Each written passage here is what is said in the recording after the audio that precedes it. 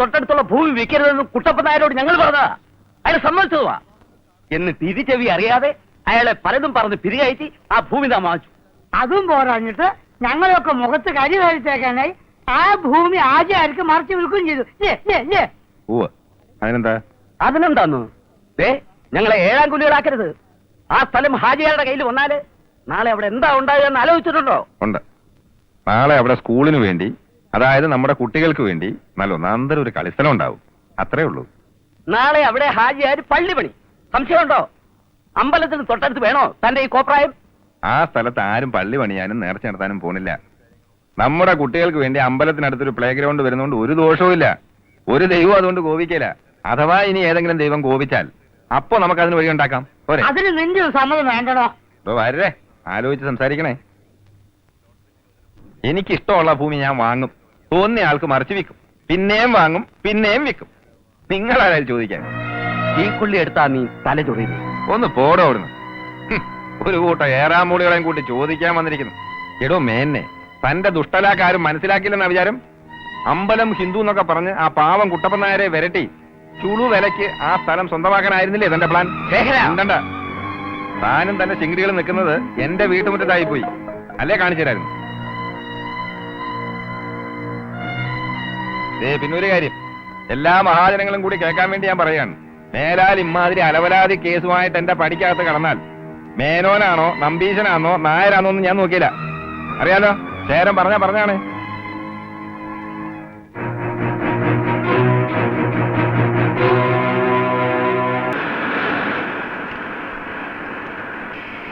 അല്ലതായ ആസീസോ? എന്താണ്ടാ ഇവിടെ? മാമാണ്ട് ഞമ്മക്കൊരു കാര്യം പറയാനുണ്ടായിരുന്നു. എന്തേ? അത് നിങ്ങളോട് തനിച്ച് പറയാനുള്ളതാ. മാഷ് അന്യനൊന്നും അല്ലല്ല. എന്താച്ചാ പറഞ്ഞോളി. അല്ല ആചാര്യ, ഞാൻ ഇറങ്ങാം. ഞാൻ ഇരുന്നിട്ട് ഇനി അസീസിന്റെ വിഷമം വേണ്ട. നിങ്ങളവിടെ കുത്തിയിരിക്കുന്നു. നിങ്ങളറിയാത്ത എന്ത് കാര്യം ഞമ്മക്കുള്ളത്? ഈ പറഞ്ഞോ. സ്കൂളിലെ അറബി മാസ്റ്ററുടെ വേക്കൻസിയില് ഒരു ടീച്ചറിനെ പറ്റി അറിഞ്ഞ്, ഒരു നമ്പൂരിച്ചിനെ. ആന്ന്. അതിനിപ്പോ എന്തേനി? ചില ആക്ഷേപങ്ങളൊക്കെ ഉണ്ട്. ആർക്ക്? അനക്ക? അല്ല, പള്ളി കമ്മിറ്റിയില് ചിലതൊക്കെ പറയുന്നുണ്ട്. ഇവിടത്തെ പള്ളി കമ്മിറ്റിയിൽ അനക്കെന്ത് കാര്യം? അല്ല മാമ, ഞമ്മള് കേട്ടത്. ഈ വെല്ലിച്ച പാവത്തൊന്നും കാട്ടണ്ട. അന്ന ഞമ്മക്കറിഞ്ഞൂടെ? അനക്കിപ്പോ എന്താ വേണ്ടിയത് അത് പറയും. ഞമ്മളൊരാൾക്ക് വാക്ക് കൊടുത്തിരുന്നു. നമ്മുടെ സ്വന്തം ജാതിയാ. ജീവിക്കാൻ നിവൃത്തിയില്ലാത്തൊരു പാവപ്പെട്ട കുടുംബക്കാരാ. വയസ്സായ വാപ്പയും ഉമ്മയും ഇടപാട് തീർത്ത് വന്നിരിക്കുന്ന ഒരു പെങ്ങളും 2 കുട്ടികളും ഒക്കെ ഉള്ള വല്ലാത്തൊരു പരാധീനക്കാരാ. ഓൻ ഈ ജോലി കൊടുത്താ വലിയൊരു പുണ്യായിരിക്കും. അസീസേ, വല്ലാതെ കഷ്ടപ്പെടുന്ന ഒരു കുടുംബത്തിലെ ഒരു പാവം പെൺകുട്ടിയായിട്ട്.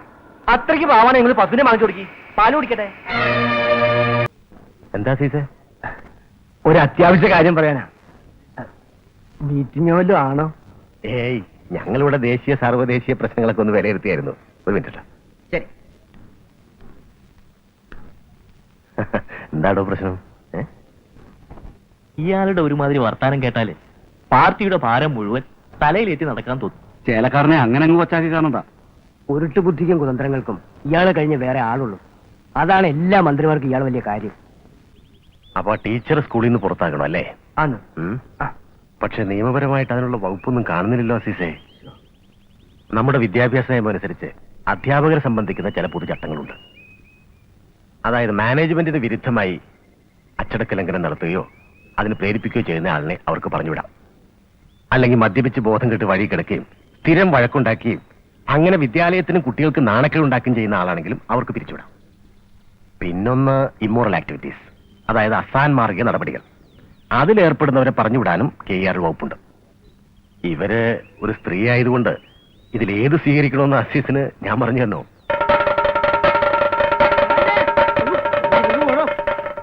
അറിഞ്ഞില്ലേ? എന്താ? ഇനി ഈ വിവരം അറിയാൻ ഈ ഭൂമി മലയാളത്തിൽ മേനെ മാത്രമേ ബാക്കിയുള്ളൂ. എന്താണോ? നമ്പൂതിരി ടീച്ചർക്ക് ഗർഭം. ഗർഭവും? ആ, ശേഖരൻ മാഷും അവളും തമ്മിലേ നേരിട്ട് കണ്ട ആൾക്കാരുണ്ട്. അങ്ങാടിയില് അമ്പലപ്പറമ്പിൽ സ്കൂൾ പഠിക്കലൊക്കെ പോസ്റ്റ് ഒട്ടിച്ചിരിക്കണം. എനിക്ക് അവളെ കണ്ടപ്പോഴേ സംശയമുണ്ട്. ആളിത്തിരി പേശ കാണുന്നു. അവക്ക് ഗർഭമുണ്ടെന്ന് ആരാ പറഞ്ഞത്? ഇതൊക്കെ ആരെങ്കിലും പറയണോന്ന് എന്നെ നമുക്കവിടെ ഊഹിച്ചൂടെ? വലിയ നാണക്കേടായി പോയി. നിങ്ങൾക്ക് മാത്രല്ല എനിക്ക് നാണക്കേടാ. ഇതാ നോക്ക, കേട്ട് തൊഴിൽ രുചിയാ. ഇവള് കുട്ടികളെ പഠിപ്പിച്ച് എങ്ങനെ ചൊവ്വാകും? അല്ല, അവള് പഠിപ്പിക്കുന്നത് മുസ്ലിം കുട്ടികളാണെങ്കിലും ആ സ്കൂളിൽ നമ്മളെ മക്കളും പഠിക്കണില്ലേ? ഇല്ലേ? ഞാൻ താനെവിടെ പോണു? അല്ല, ആ കുറുപ്പും രാഗന്മാരൊന്നും ഈ വിവരം അറിഞ്ഞാലല്ല. ഞാൻ ഒന്ന് അറിയിച്ചിട്ട് വരാം. ഇതാ വരുന്നു.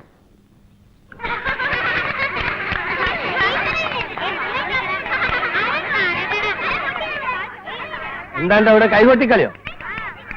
നോക്കി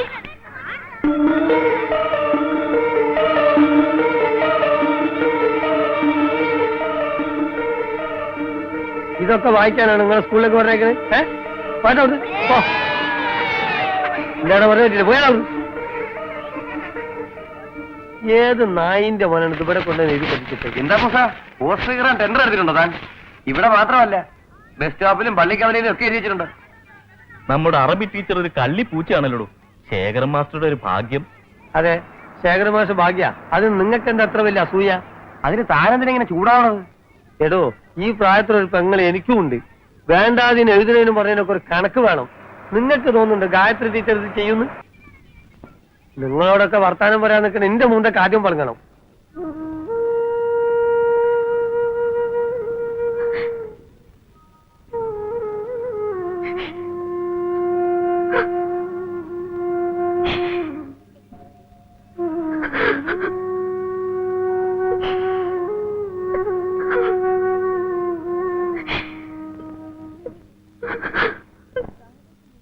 പാതിരാകും മുമ്പേ പുരയിൽ വന്നൂടെ? നിങ്ങൾക്ക് എന്തേലും ഈനും വേണ്ടും പണി? ഈ നമ്മളെ കുണുകുറിക്കാൻ നിൽക്കണ്ട, നമുക്ക് പല പണിയുണ്ടാവും.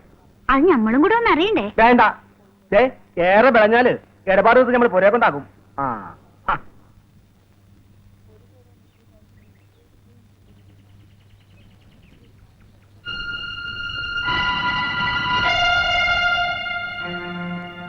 എടോ, ആണത്വം ഉണ്ടെങ്കിൽ ആണുങ്ങളോട് നേരിട്ട് പൊരുതണം. അല്ലാതെ പാദയാത്രയ്ക്ക് പറഞ്ഞ് പോസ്റ്റ് ഓടിക്കുന്ന പണിയുണ്ടല്ലോ, അത് രണ്ടും കെട്ട ഇടപാടാ. നിങ്ങൾ എന്തായി പറയണേ? ഓ, അപ്പൊ നീയൊന്നും അറിഞ്ഞില്ലല്ലേ? എനിക്കൊരു ചുക്കും പോകാനില്ല. പക്ഷെ നീ കളിക്കുന്ന ഈ നാണക്കെട്ട കളിയുണ്ടല്ലോ, പാവപ്പെട്ട ഒരു പെണ്ണിന്റെ ജീവിതം അതാർക്കുന്നത്.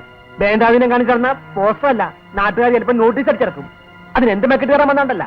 നീ എന്ത് മാഷേ,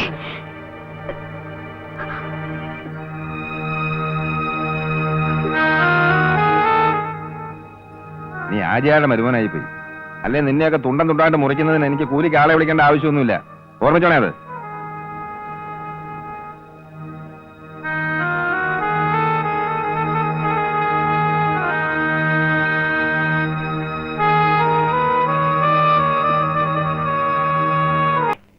തനിക്ക് ഞാൻ പറഞ്ഞത് മനസ്സിലായില്ല.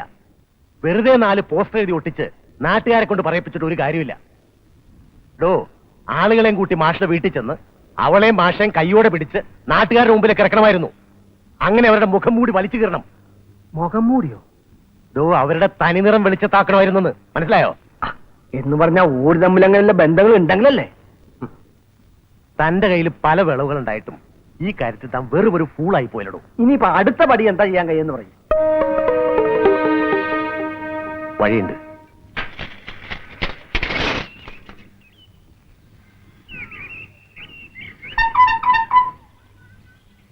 കുഞ്ഞാലിയോട് മാത്രം മീൻ ബാങ്കോളും ചോദിച്ചോ മറ്റേ മീൻകാരൻ? അല്ല, ആ കഷണ്ടിക്കാരൻ. ഓ, സുലൈമാൻ. ഓനും ഞാനുമായിട്ട് ലേശം ഉടക്കില്ല. ഒരു ഐസേഷൻ തരുമോ? അയ്യേ, മീനുമേ കിടക്കണ ഐസൊന്നും തിന്നാൻ കൊള്ളില്ല മോളെ. ഐസിന് കിടക്കുന്ന മീനോ? കൊള്ളാലോ. എന്താ കറങ്ങി കിടക്കണേ? ഇന്ന് സ്കൂളിൽ പോയില്ലേ? ഇല്ലാന്ന്. സ്കൂളിൽ എന്തൊക്കെയോ കുഴപ്പമുണ്ടാവുന്നു. എല്ലാ കുടിയിലും കയറി ഇറങ്ങി ആരൊക്കെയോ പറഞ്ഞിട്ട് പോയിന്. ഞമ്മള് പേടിച്ചിട്ട് കുട്ടികളെ വിട്ടില്ല.